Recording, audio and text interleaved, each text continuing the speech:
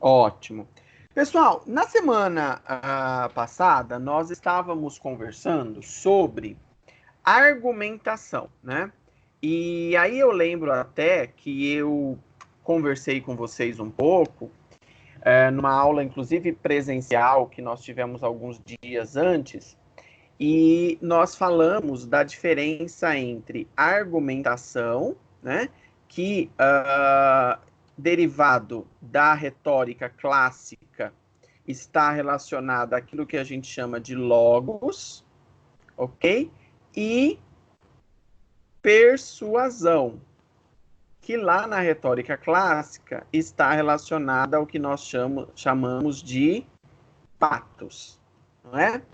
Quem consegue diferenciar para mim, pode abrir o áudio para falar, a diferença entre argumentar e persuadir, ou entre argumentação e persuasão, entre logos e patos. Quem lembra e consegue falar? Para argumentar, você tem que ter fatos que baseiam isso, e para persuadir, você pode utilizar fatores como algo que ela gosta, ser apaixonado, algo assim mais sentimental. Isso é o quê? Nesse Persuasão. caso, Uma persuasão. estratégia de comunicação, não é? Vamos lá. Vamos organizar um pouco. Ó, sim, tanto a argumentação quanto a persuasão são estratégias de comunicação. Mas o que diferencia a argumentação e a persuasão? Fernanda, você tem razão. Persuasão é criar a necessidade de algo usando patos. Mas o que é patos? O patos agir pela empatia, pela emoção, através do sentimento. E o logos é você agir através da razão, da explicação, da lógica, né? Perfeito, perfeito. Bom, alguém escreveu aqui que é convencer alguém. Gente, ambos, tanto argumentar quanto persuadir, são estratégias de convencimento, ok? E, portanto, são estratégias utilizadas pela publicidade e pela propaganda. Mas, nesse trabalho de convencer alguém, a grande diferença está na forma como se convence alguém, tá? Fernanda, não significa que seja mais simples, ok? Pelo contrário, às vezes o processo de argumentar é mais difícil do que o de persuadir. Sabe por quê? Porque a argumentação se baseia na razão. Então é preciso ter argumentos que sejam racionais, ok? Agora, a persuasão, ela se baseia na emoção, tá? Então, quando a gente fala de patos, patos é a emoção. Então, patos é emoção, ok? Logos é razão. Tá? Então, essa é a grande diferença. Quando eu faço uma argumentação, eu utilizo elementos racionais. Eu tento convencer alguém sobre alguma necessidade, sobre algum produto, mas usando a razão. Agora, quando eu uso patos, eu uso a emoção. Então, por exemplo, nós falamos bastante dos tipos de argumentos. E aí eu vou voltar ao exemplo que eu dei agora há pouco para a Fernanda, não é? Veja, é racional eu imaginar que a melhor pessoa para falar sobre saúde bucal, né, para falar sobre cuidados com os dentes, seja o dentista. Então eu estou usando aí um argumento. Eu estou usando algo que é racional. Agora, se eu digo, por exemplo, que com um determinado creme dental você se transformará em uma pessoa mais bonita, mais feliz. Veja, isso não é argumento. Isso são estratégias de persuasão, porque elas tocam nos aspectos emocionais, em aspectos muitas vezes que são inclusive subjetivos, tá? Então, a grande diferença é o tipo de construção realizada. A argumentação é racional, né? Tenta convencer pela razão, por critérios um pouco mais objetivos, e a persuasão pela emoção. Quem me dá um exemplo? Na semana passada a gente viu vários casos, né, vários exemplos de anúncios cujo texto era baseado, o texto e a imagem eram baseados em argumentos. Quem me dá um exemplo agora que vem à mente quando nós falamos de um processo de persuasão, de um convencimento que se dá pela persuasão? Quem me dá um exemplo? Argumento pelo senso comum? Propaganda da Boticário? Publicidade do Boticário. Ou da Johnson. Por quê? Por que a publicidade do Boticário trabalha com persuasão? Porque trabalha com a emoção. Como é que você vê a emoção na publicidade do Boticário? No Dia das Mães. É mó fofinho, tem a mãe lá no Dia dos Namorados. Tem o namorado que vai dar pra namorada. Isso. Tem uma mistura, né, de vários toca sentimentos. Toca em questões muito mais emocionais, sentimentais, certo? Quem ia falar, quem é que ia falar mais alguma coisa? Eu, professor, porque assim, como a Boticário e eu citei a Johnson's, lidam com sentidos, e sentidos na maioria das vezes traz lembranças. É por isso que as pessoas da empresa acabam influenciando para a parte da persuasão. Isso. Então, ó, quando a gente fala de persuasão, né, nós poderíamos pensar aqui em algumas características básicas do processo de persuasão, certo? Por exemplo, emoção, sentimentos, subjetividade, ok? Sentidos, memória. Esses são exemplos do que a gente poderia chamar de persuasão, de convencimento pela persuasão. A Fernanda dá um exemplo ali, publicidade da Coca, porque eles criam um clima de felicidade, união, isso, gerando uma necessidade, nostalgia. Exatamente, Fernanda, são bons exemplos. Pessoal, eu já tenho corrigido vocês em várias vezes. Então, assim, vou agora fazer mais uma correção, porque vocês estão estudando publicidade e propaganda. Portanto, vocês, por mais que as pessoas confundam esses dois conceitos, vocês não podem confundir. Vocês várias vezes, ao se referir à publicidade, usam a palavra propaganda. Qual a diferença entre publicidade e propaganda?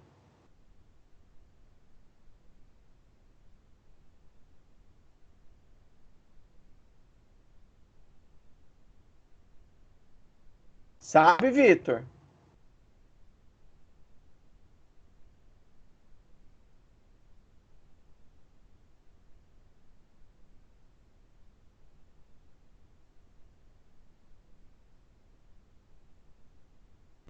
Gabriela, sabe?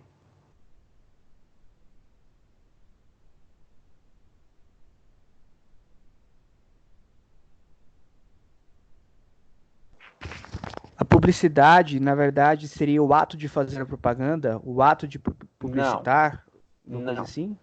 Não. Qual a diferença entre publicidade e propaganda? Quem sabe? Posso falar? Opa, pode falar. Eu acho que publicidade é quando torna uma coisa pública, é quando mostra. E a propaganda é quando tem a intenção de promover ou, tipo, de persuadir. Não sei, nesse sentido. Na verdade, ambas podem atuar com persuasão. Agora, gente, a grande diferença é a seguinte, ó. Quando eu faço publicidade, ok? Publicidade, ela tenta, o objetivo da publicidade é vender, divulgar produtos, serviços. Então, é por isso que o boticário, ele faz publicidade, porque ele quer vender os cosméticos do boticário, certo? Isso é publicidade. Agora, propaganda, a propaganda, ela não quer vender produtos ou vender serviços. A propaganda divulga ideias. Não é à toa que nós falamos de propaganda eleitoral, por exemplo, certo? Todo esse trabalho que tem sido feito para que as pessoas fiquem em casa, certo? Durante esse período de pandemia, é um exemplo de propaganda. Então, quando a prefeitura de Jundiaí, quando o governo do estado de São Paulo, quando uma empresa que seja, diz lá, olha, fique em casa, se cuide, lave as mãos, isso é propaganda.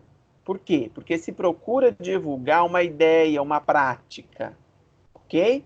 Quando alguém critica um determinado político e pede para votar em outro político, quando alguém diz que um determinado partido é melhor que outro partido, essa pessoa, ela está fazendo propaganda. Ela não está fazendo publicidade. Agora, quando uma marca ela quer vender o seu produto, quer divulgar o seu serviço, isso é publicidade. Tudo bem? Tudo bem. Alguma dúvida? Não. Ótimo. Então, lembrem-se sempre disso. Publicidade vende ideias. Aliás, publicidade vende produtos, vende serviços. Propaganda, propaga, divulga. Divulga o quê? Divulga ideias, ok? Ideias, posições, ideologias. Eu posso falar, por exemplo, de propaganda religiosa, posso falar de propaganda eleitoral, posso falar de propaganda cívica, ok? Agora, quando eu quero convencer para o uso de um produto ou de um serviço, eu estou fazendo publicidade, tá? Por mais que as pessoas utilizem essas duas palavras misturadas ou sem essa precisão, nós que somos da área não podemos utilizar sem esse rigor, certo? É como se você acha que publicidade e propaganda é a mesma coisa, é como se a gente dissesse, sei lá, odontologia e tratamento de dente. É óbvio que é a mesma coisa, tá? Agora, publicidade e propaganda não são as mesmas coisas. É por isso que nós temos, inclusive, duas palavras no nome do curso. Certo? Bem, hoje nós vamos ficar a maior parte do tempo, feita essa introdução a respeito da argumentação e da persuasão, nós vamos falar mais, já que semana passada nós falamos bastante de argumentação, nós vamos falar um pouco mais hoje de persuasão, ou seja, dos mecanismos utilizados para convencer alguém a comprar determinado produto por meio da emoção, né? O determinado produto ou determinado serviço. Nesse processo de persuadir, certo? É imprescindível, é muito importante trabalhar com a criatividade. O que é criatividade para vocês? O que significa dizer que é preciso ser criativo, é preciso produzir publicidades que sejam criativas.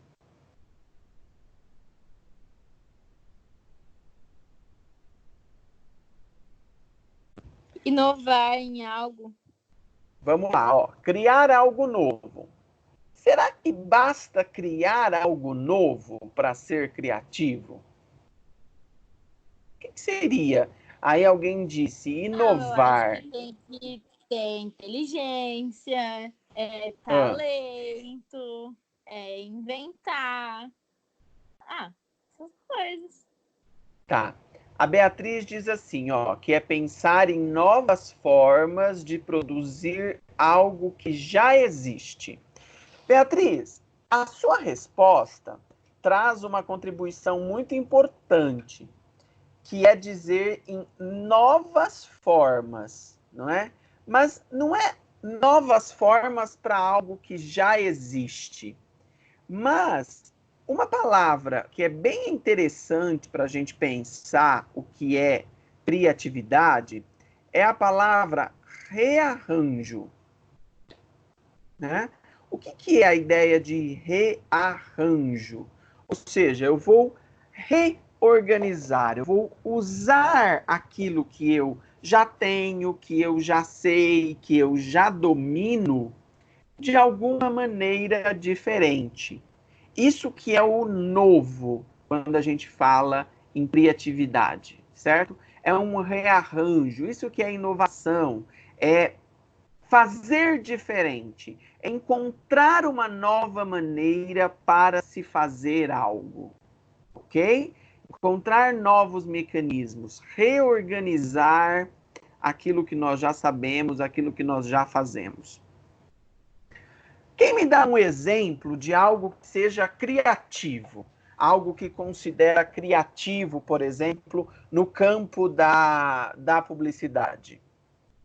Sim, Fernanda, reprojetar. O processo de reprojetar é um processo criativo. Mas quem me dá um exemplo agora do que seja criativo, criatividade? Algo que você olhou e disse assim, nossa, isso é criativo.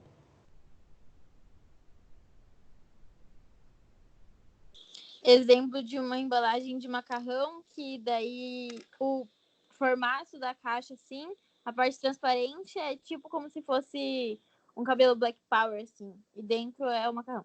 Dá pra ver o macarrão. Bom exemplo. Isso é um exemplo de criatividade. Por quê? Olha só, eu tenho uma embalagem de macarrão. Quer dizer, eu não estou inventando algo, né? Ser criativo não significa inventar algo do zero. Mas como eu disse, pode ser dar uma nova roupagem, criar um novo significado, rearranjar, reorganizar, reprojetar. Quer dizer, macarrão já existe, embalagem de macarrão já existe, cabelo Black Power já existe. O que é criativo? Criativo é quando eu junto essas três coisas num mesmo produto. Ou seja, uma embalagem de macarrão, né, como a colega lembrou, em que essa embalagem é como se fosse um cabelo, né? Houvesse ali uma boneca, sei lá, uma pessoa, e o macarrão compusesse o cabelo. Muito bem. O Guilherme diz assim, a Netflix fez uma série sobre vampiros, filme não lembro, e colocaram um outdoor em que a imagem do vampiro no outdoor só aparecia quando o sol se punha. Perfeito, Guilherme, isso é ser criativo, né? Por que isso é ser criativo? Veja, vampiro já existe, Netflix já existe, outdoor já existe, sol já existe, e todo mundo sabe que os vampiros são animais de hábitos noturnos, certo?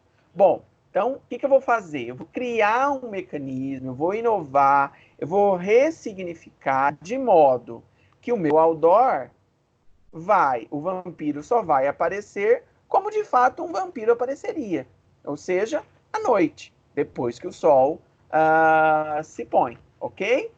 Muito bem. João Vitor, você diz a nova opção de entrega do iFood. Eu não sei exatamente qual é essa nova forma de entrega. Você pode contar para nós? Pode abrir o microfone e falar, se for mais fácil do que escrever.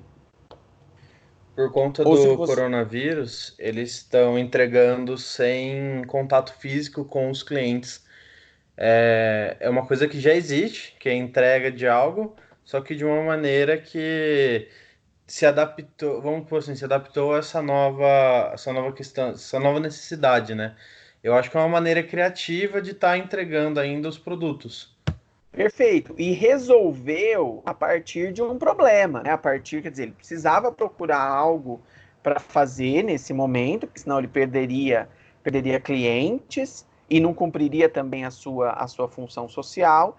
E aí, na verdade, ele encontrou uma forma criativa para fazer algo que ele já fazia, que já existia, que não é novo, mas ele propôs. Então, quer dizer, quando a gente fala de criatividade, não necessariamente nós estamos falando de algo extremamente novo, algo nunca visto, ok? Até pode ser, mas não necessariamente só o que nunca foi visto ou o que nunca foi feito é que pode ser chamado de criativo.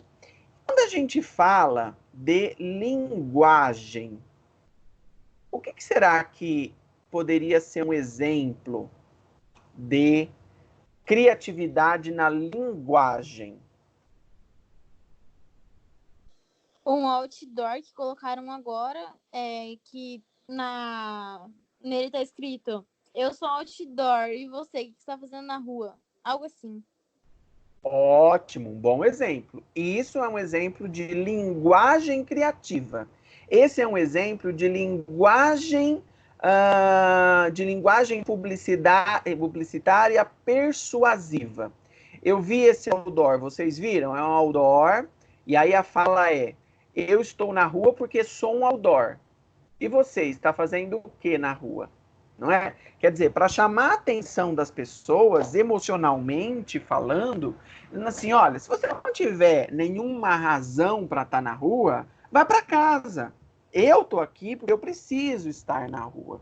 Bem lembrado, isso é um exemplo de uso criativo na linguagem. Mais algum exemplo, gente, de uso criativo na linguagem que vocês se lembram?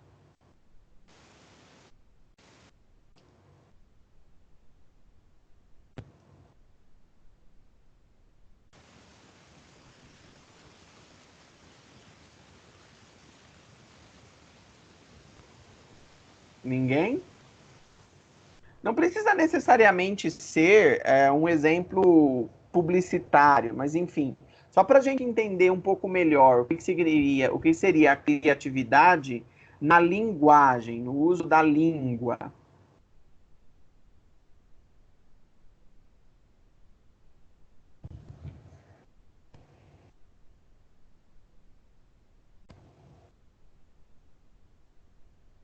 A gente pode citar também quando o McDonald's mudou o letreiro deles para chamar mais o público de forma que, como o público falava, tipo Mac, MEQI mesmo. Sim, em vez da grafia, né, em vez de usar a grafia tradicional, que é uma grafia que vem do inglês, MC Donald's, né, McDonald's, o McDonald's no Brasil optou por, em algumas lojas, eu acho que não são todas, mas em algumas lojas, em utilizar a expressão Mac, né, MEQUI, que é muito mais próximo do nosso jeito brasileiro de falar e de escrever. Então, esse também é um bom exemplo de inovação, de criatividade na linguagem publicitária. É um bom exemplo. Mais algum?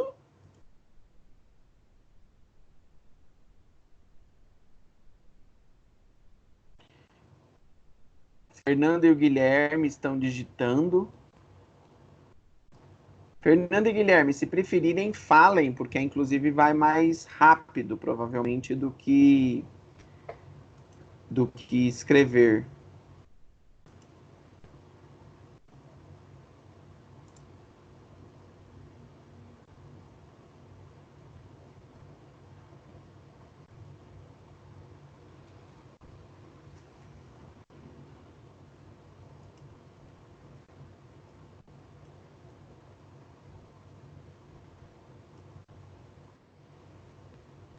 Ok, Fernanda, tudo bem, pode escrever, não tem problema.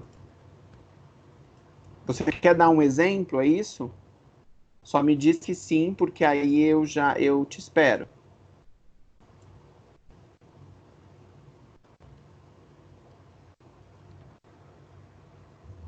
Propaganda do Boticário do Dia dos Namorados, incluindo casais homossexuais, para dizer que ela é uma marca de todos.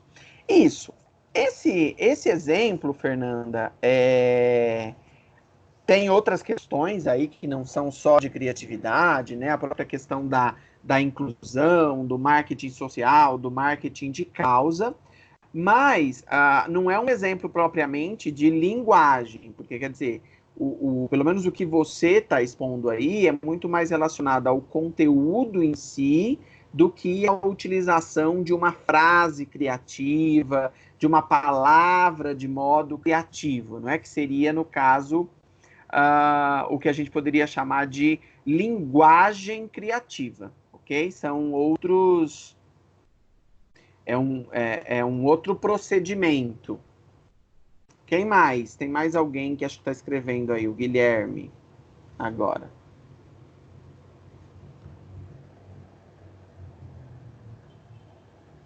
Aquela propaganda antiga do Chamito em que ele falava, chamou o Chamito se encaixa. Isso, Guilherme, bom exemplo.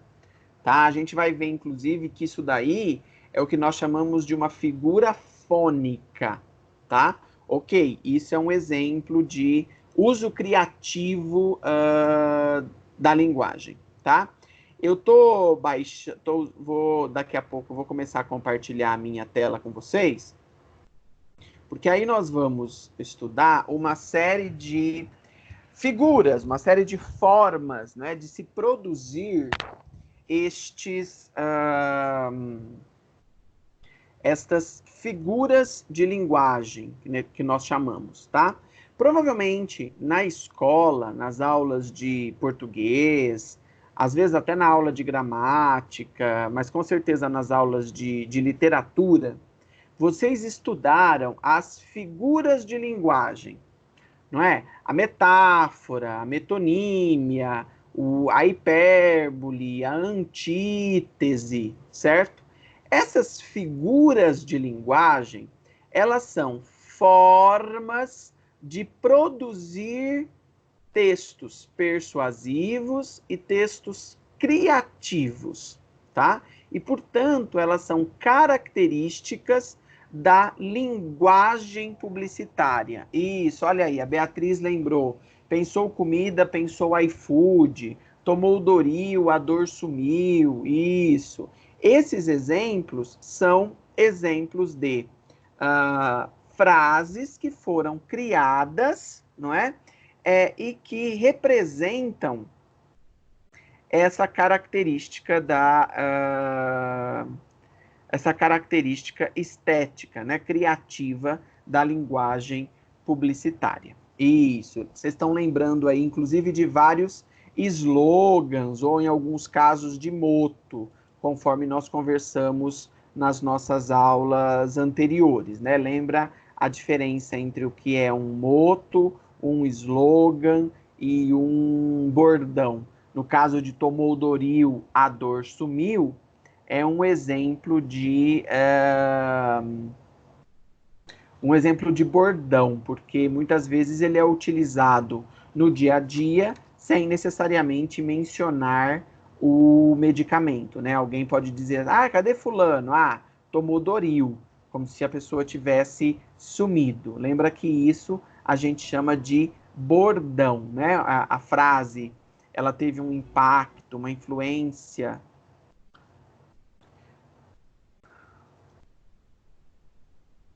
Pessoal, tá mudo o meu microfone? Agora voltou. Pessoal, voltou? Tá todo mundo me ouvindo? Ok. Sim. Bom, vamos lá. Vou voltar só um pouquinho, então, o que eu estava falando. Ele tá falhando bastante. Tá caindo e voltando bem, sabe? Oi.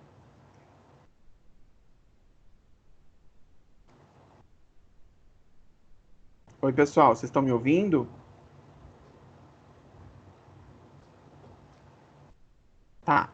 Vou voltar um pouquinho o que eu estava falando, só Agora não tô. para alguém aí que tenha perdido, tá? No caso de algumas dessas frases que vocês citaram, como é o caso dessa do tomou Doril, a dor sumiu, nesse caso específico, a gente tem uma frase que, de fato, tem um elemento criativo, que é causado, inclusive, por essa rima, né? Tomou Doril, a dor sumiu. E lembra que, nesse caso específico, a gente tem aquilo que nós chamamos de bordão. Por quê? Porque esse é o tipo de frase que, pelo apelo que ela teve, pelo impacto que ela teve socialmente, ela passou a ser utilizada socialmente sem estar relacionada ao Doril. É o exemplo que eu sempre dou. Sei lá, alguém que há tempos não aparece, aí o outro vai lá e pergunta assim, cadê fulano? Aí ele diz, tomou Doril, né? Como se a pessoa tivesse sumido. Quando isso acontece, ou seja, quando uma frase, né, que surgiu para ser publicitária e deixa de ser publicitária e passa a ser uma utilizada no dia a dia, é o que nós chamamos de bordão. Né? Isso demonstra que, inclusive, aquela frase teve um apelo social, enfim, uma representatividade bastante grande, tá? Eu vou compartilhar a minha tela com vocês aqui, para que nós possamos estudar, então, essas figuras de linguagem, né, que são recursos muito utilizados na publicidade, muito utilizados no discurso persuasivo da publicidade. Esse PowerPoint que eu vou compartilhar com vocês, ele também já está disponível, como sempre, lá no AVA, tá? É o Elementos Estéticos Persuasão, parte 1.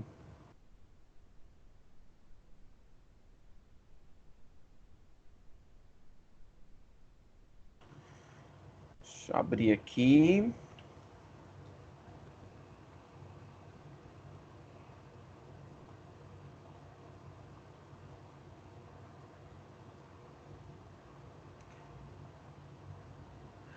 Quando a gente fala de figuras de linguagem, o que vocês se lembram, gente?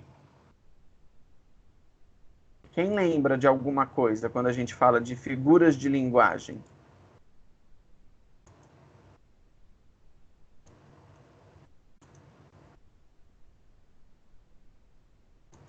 Ou ninguém lembra nada?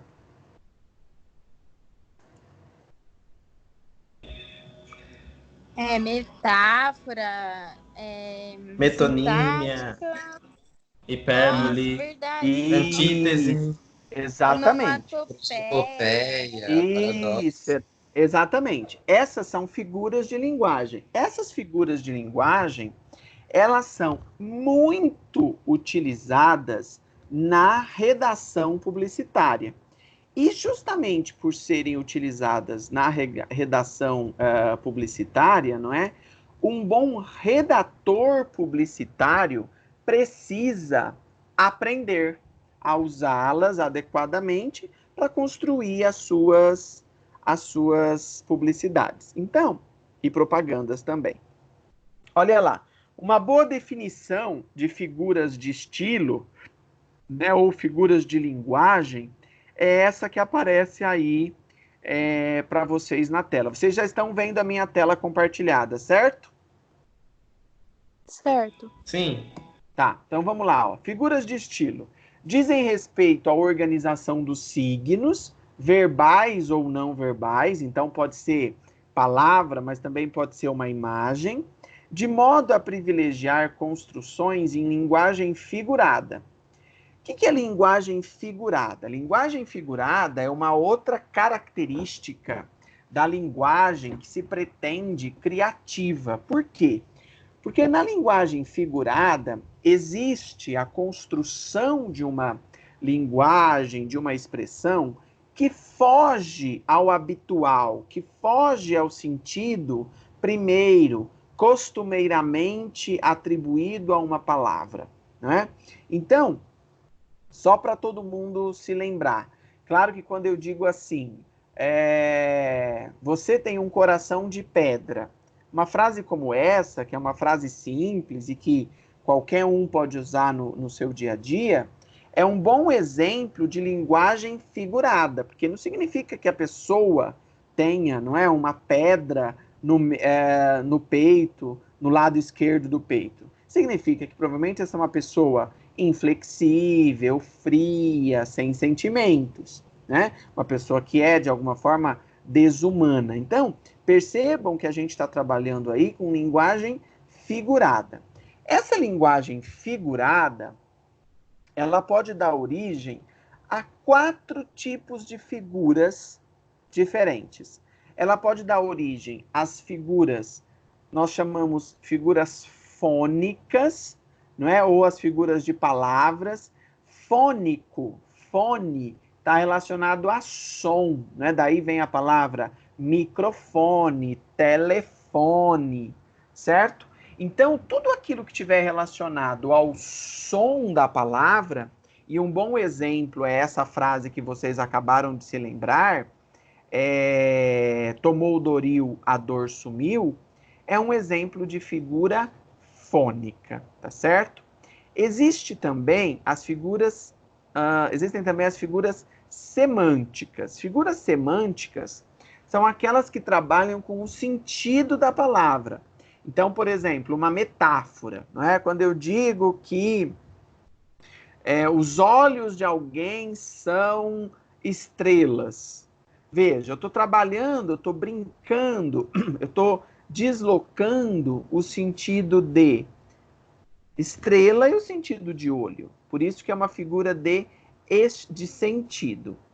As figuras imagísticas ou as figuras de pensamento, né? São 2 formas para se referir ao mesmo grupo de figuras. Um bom exemplo de figura imagística são as hipérboles. Por quê? Porque quando eu digo assim, nossa, morri de rir é uma figura imagística, uma hipérbole, é uma figura de pensamento.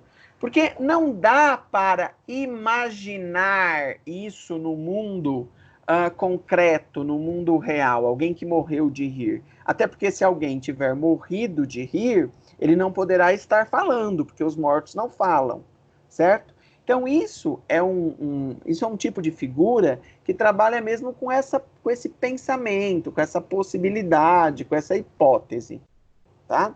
E nós temos ainda as figuras sintáticas, que dizem respeito à estrutura do texto, a forma como uma frase se encadeia na outra, uma frase se junta a outra, ou como uma frase se junta à imagem que a acompanha, tá? Nós vamos estudar todos esses 4 grupos. Hoje, provavelmente, a gente só consiga estudar as figuras fônicas e talvez as figuras semânticas. E na aula que vem a gente estuda as figuras imagísticas e as figuras sintáticas. Tudo bem? Esse conceito de figura de linguagem, a relação da figura de linguagem com a persuasão, com a criatividade, com o texto publicitário? Sim. Então vamos lá. Sim. Então tá. Se alguém tiver alguma dúvida, gente, é só perguntar. Primeira figura fônica, como eu disse a vocês, figura fônica é figura que trabalha com o som, certo? Primeira figura fônica que nós podemos utilizar na publicidade ou na propaganda é a onomatopeia, né? O que é a onomatopeia? A onomatopeia é uma tentativa de imitar um som da natureza, como um som de um animal, por exemplo. Então, ninguém precisa imitar, mas suponhamos que eu dissesse a vocês assim, como é que a galinha canta? Esse som que vocês estão imaginando fazer, ou que alguém faria, certo? É uma onomatopeia, porque não é exatamente como a galinha canta, certo? No entanto, é uma tentativa de reproduzir, é uma tentativa de imitar. As onomatopeias, elas são utilizadas com alguma frequência nas peças publicitárias, na redação publicitária, mas é preciso tomar um pouco de cuidado, porque dependendo de que onomatopeia é utilizada, ela acaba ficando um pouco infantil demais, né? Esse é um primeiro risco. E outro risco que pode ter a onomatopeia, se ela não for bem pensada, bem estruturada, é de, na verdade, ela não ficar criativa, ela acabar ficando até de alguma forma ridícula ou óbvia demais. Né? Na publicidade, não é um toque, toque, toque para explicar que alguém está batendo na porta que será criativo. Por quê? Porque a criatividade tem a ver com essa fuga do óbvio, fuga do natural, fuga que todo mundo já sabe. Veja, aqui tem alguns exemplos de publicidades que utilizaram as onomatopeias, ou inclusive que utilizam a onomatopeia no nome das marcas, né? Por exemplo, a bolachas Cream Cracker. Esse crack é uma expressão em inglês, é uma onomatopeia em inglês que imita, que tenta imitar o barulho de alguém mordendo esse tipo de biscoito, esse tipo de bolacha, né? Mesma coisa, inclusive se vocês observarem lá a forma gráfica, e isso nos faz lembrar o quanto a linguagem publicitária, né, a redação está associada com a criação. Olha lá o formato do crunch, o chocolate, né? Quebrar a crocância, quebrar a crocância do chocolate. No caso ali do carro, mais à esquerda da tela, né, é para demonstrar que aquele carro tem um sensor de ré. Olha lá o uso da onomatopeia. Pip, pip, pip, pip, pip, né? Veja, o All Star lançou há alguns tempos uma série de tênis chamada Converse. Nada melhor do que para representar uma conversa do que um blá, blá, blá, blá, blá, blá, blá, né? A gente até fala assim, é blá, blá, blá, é como se fosse conversa. Inclusive, a gente usa essa onomatopeia de modo, às vezes, até pejorativo, para diminuir o que alguém está falando. Veja esse que está mais à direita aí, da Consul, olha lá. Ter um Airmaster da Consul em casa é tão confortável que só de pensar eu já estou com, e aí vem o Zzinho, que em geral, Z, em geral, isso vem lá das histórias em quadrinhos, né? É utilizado para demonstrar que alguém está com sono ou que alguém está dormindo. Como eu disse a vocês, os 3 exemplos de cima, eu já vou falar agora do Sankasek, são exemplos de nomes de marcas, né? Não só de frases ou da utilização da onomatopeia, como nesses 3 casos aqui no texto, mas nos 3 casos de cima, isso está no nome do próprio produto. Inclusive, vocês sabem como chama, gente, a técnica? A gente vai estudar isso mais para frente, mas vocês sabem como chama a técnica de dar nomes a produtos? De criação de nomes de produtos? Alguém sabe como se chama?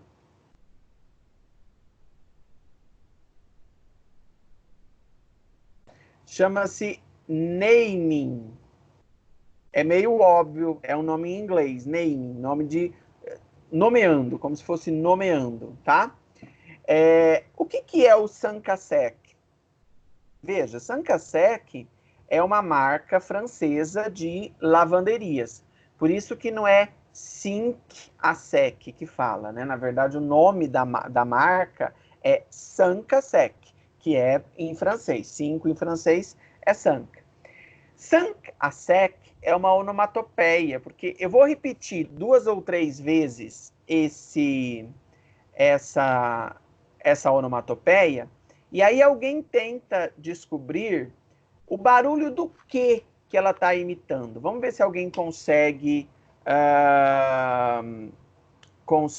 identificar. Se eu digo assim, ó, sankasek, sankasek, sankasek, sankasek, o que será que é esse barulho? Esse barulho imita barulho do quê? Roupa? Exatamente, máquina de lavar roupa. E o que a sankasek faz? Lava roupa, é uma lavanderia, não é? Então, muito bem perceptível. Por que chama sankasek? Sankasek é uma onomatopeia em língua francesa para imitar o barulho da máquina de lavar, tá? Então, percebam por esses exemplos que estão na tela como são diversos, não é? São diversas as utilizações aí de figuras de onomatopeias na publicidade. Além desses casos aqui, alguém se lembra de mais algum que utiliza a onomatopeia, seja no nome ou seja no texto? Eu não sei se existe, mas tipo, eu pensei em um relógio, tic-tac, tic-tac, daí, tipo, escrito, você está perdendo tempo, sei lá, para comprar alguma coisa. Por exemplo, seria um exemplo, exatamente. O que mais?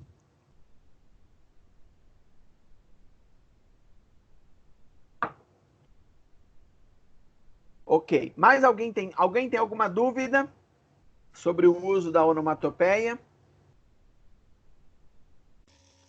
Cri-cri, não. Cri-cri seria do grilo, isso. Aí a gente teria, como eu disse a vocês, pensar em como é que isso tudo pode ser usado na produção de anúncios publicitários, né? A gente só tem que tomar cuidado, como eu disse, para não tornar essas peças muito infantis ou simplistas demais também pelo uso da onomatopeia, tá certo? Bom, vamos agora para uma outra figura fônica, que é a rima. Acho que essa não é preciso muitas explicações, porque todo mundo deve se lembrar o que é uma rima, né? Então, rima é a situação em que o término de uma palavra, ou seja, a forma como a palavra se encerra, é semelhante à forma como outra palavra também se encerra, criando ali uma simetria, uma harmonia entre essas duas expressões.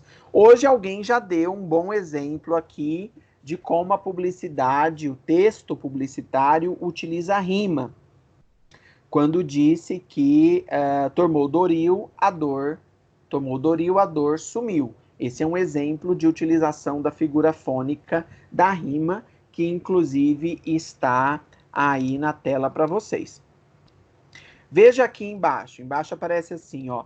Aqui, tecnologia rima com economia. Veja que ele inclusive menciona, não é, essa semelhança entre as duas palavras. Mas é só isso que ele queria dizer mesmo, será? Como vocês interpretariam esse anúncio?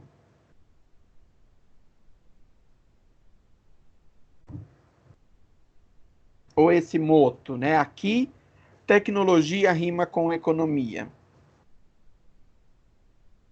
Como vocês interpretariam em termos de sentidos produzidos?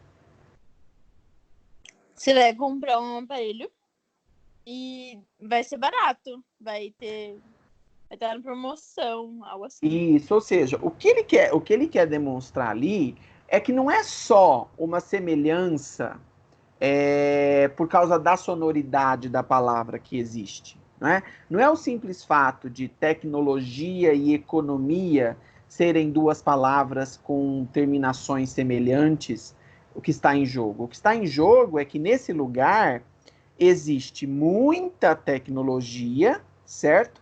Mas também existe economia, tá? Veja aí do lado, ó. Desfruta la fruta, esfria a cuca na uva, sem menino abacaxi. Né? É também uma utilização de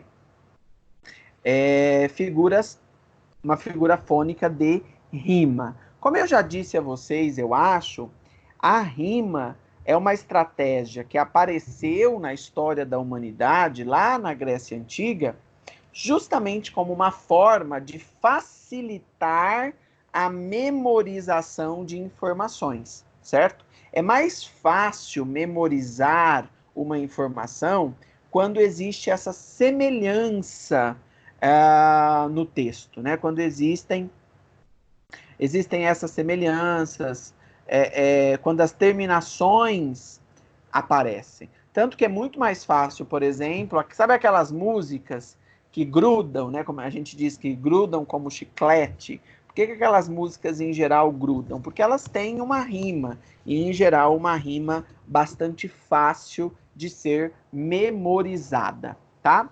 Além desses exemplos que estão na tela, vocês se recordam de mais algum caso de utilização de rima na publicidade?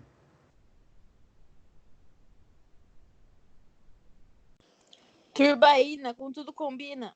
Uhum. Ótimo exemplo. Tubaína, com tudo combina. O que mais?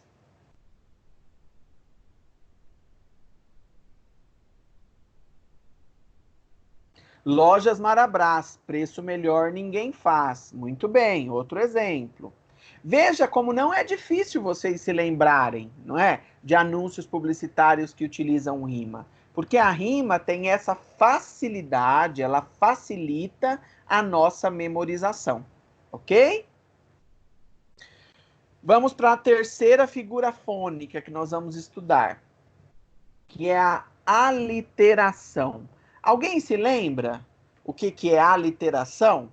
Vocês já devem ter estudado isso no colégio. Se eu não tivesse estudado antes dessa aula, eu não ia lembrar. Mas é de trava-língua?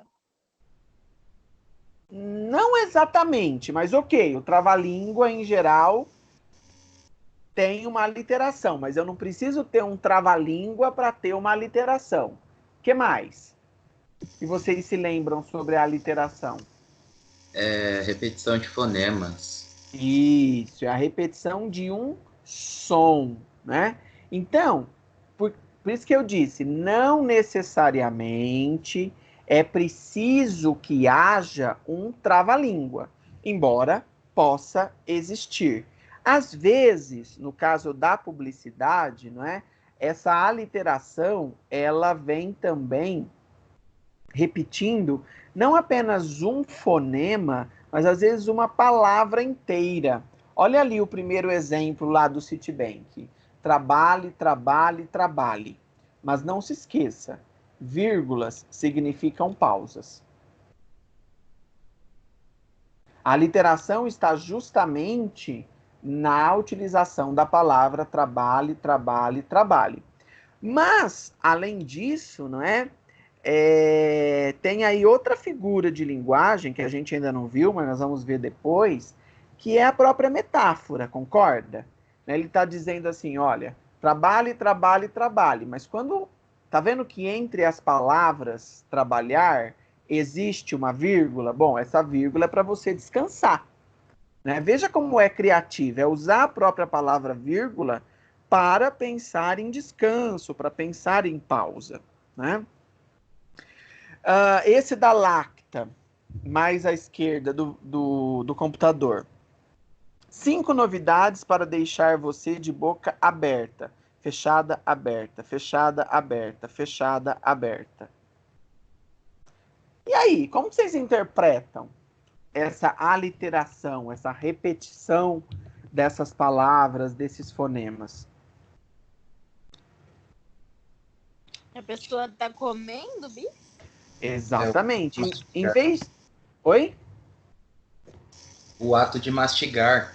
Exatamente. Quer dizer, você vai ficar de boca aberta, por quê? Porque você vai querer comer, não é? Só que você não vai ficar de boca aberta só observando ou só querendo. Você vai mastigar, você vai comer. E aí, para representar, em vez de dizer que vai comer, que vai mastigar, não é? A sacada criativa, a passagem criativa foi fazer representar esse movimento de abrir e fechar a boca com as palavras fechada, aberta, fechada, aberta, fechada, aberta, fechada, aberta, não é? Com essa repetição, essa alternância entre as duas expressões.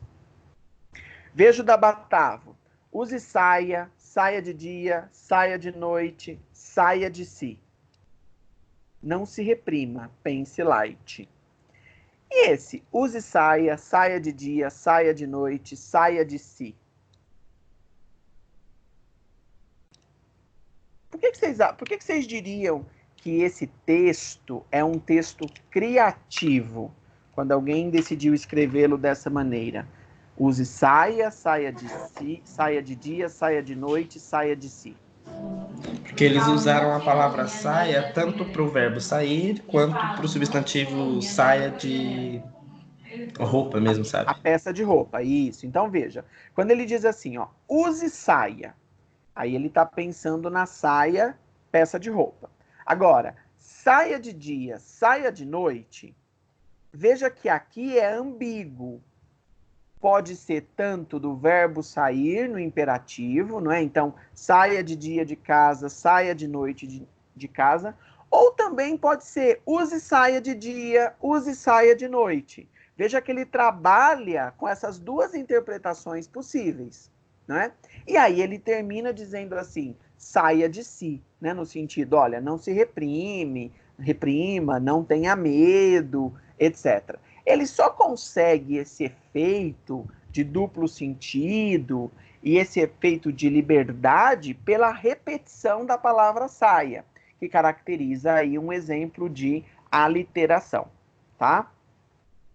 Isso também acontece ali no Activia, ó, sempre ativa, sempre Activia, né? Entre o nome Activia e o substantivo, aliás, o adjetivo ali, ativa, existe também essa semelhança sonora, essa repetição fonética, repetição do fonema, certo? Portanto, aqui nós também temos um caso de aliteração, ok?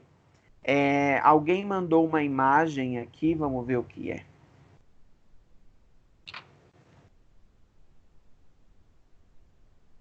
Tirou print sem querer, eu acho. Ah, tirou print sem querer. Tudo bem. Ok, Professor, gente? Tem uma dúvida. Vai lá.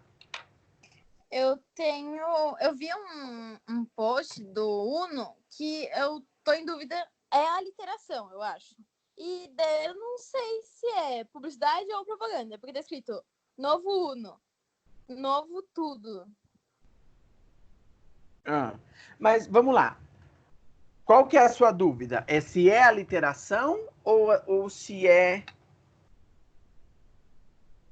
Os dois. Tá. Se é publicidade Veja, ou propaganda. eu diria para você assim, olha, a frase era só isso? Novo Uno, novo tudo? Sim. Na verdade, veja, é uma aliteração, mas uma aliteração bem fraquinha, né? Porque só usa a palavra novo duas vezes, quer dizer, não tem nada aí estupidamente criativo, né? Mas é um exemplo de aliteração. Agora, é uma publicidade, não é? Porque o que ela quer vender com isso? Não é o Uno? Não é um carro? Sim, Uno. E o carro não é um produto? Sim, mas daí então, eu tava pensando que tava divulgando a posição, entendeu? Que é tudo. Mas por que, Uno que eu tudo. estou divulgando a posição? Não é para vender o carro? Sim. Então é publicidade. Sim, é que publicidade daí você definiu como objetivo de vender, divulgar um produto ou serviço. E propaganda é objetivo de divulgar a posição. Isso. Daí eu tava em dúvida, mas beleza, publicidade. Mas você entendeu agora? Olha, quando o Uno diz que ele é novo, por que ele está dizendo que ele é novo? Porque ele quer vender carro. Ele não quer que as pessoas simplesmente saibam que o Uno é novo. Entendeu? Entendi. Muito obrigada. Tá? Imagina. Tudo bem, gente? Essa primeira parte da aula de hoje sobre as figuras fônicas. Alguma dúvida até aqui? Nenhuma dúvida. Nenhuma dúvida? Então, olha lá, ó. Nós estudamos, né, a onomatopeia, que é aquela situação em que se imita um som natural por meio de uma representação verbal, ou seja, por meio de palavras. Estudamos a rima, né, que acontece quando há uma semelhança fônica na terminação de duas expressões, e usamos a aliteração. Falamos da aliteração, que é a repetição de um fonema. Essas três figuras são as três figuras principais mais utilizadas como figuras fônicas, que trabalham com os sons das palavras. Existem muitas outras, mas a gente vai trabalhar, principalmente nessas nossas aulas de agora, depois a gente pode até voltar nesse assunto, mas com aquelas que são as mais utilizadas, as mais comuns. Tudo bem? Agora nós vamos continuar e nós vamos falar agora, na verdade, não mais sobre as figuras fônicas, mas as figuras chamadas de figuras semânticas. Essas figuras semânticas, a principal característica delas é que elas trabalham com o sentido das palavras e não com o som das palavras. As figuras fônicas trabalham com o som. As figuras semânticas trabalham com o sentido, né? Sempre que a gente estiver se referindo à semântica, nós estamos falando de sentido, de significado. Então, vamos estudar agora as principais figuras semânticas.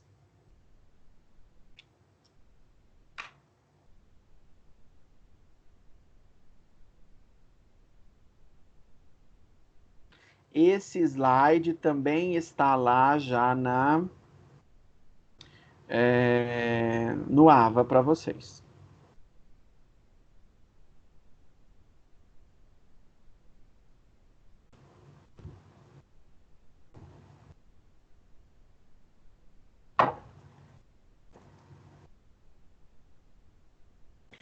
Vamos lá. A primeira figura semântica que nós vamos estudar é a figura chamada de comparação. O próprio nome aí, gente,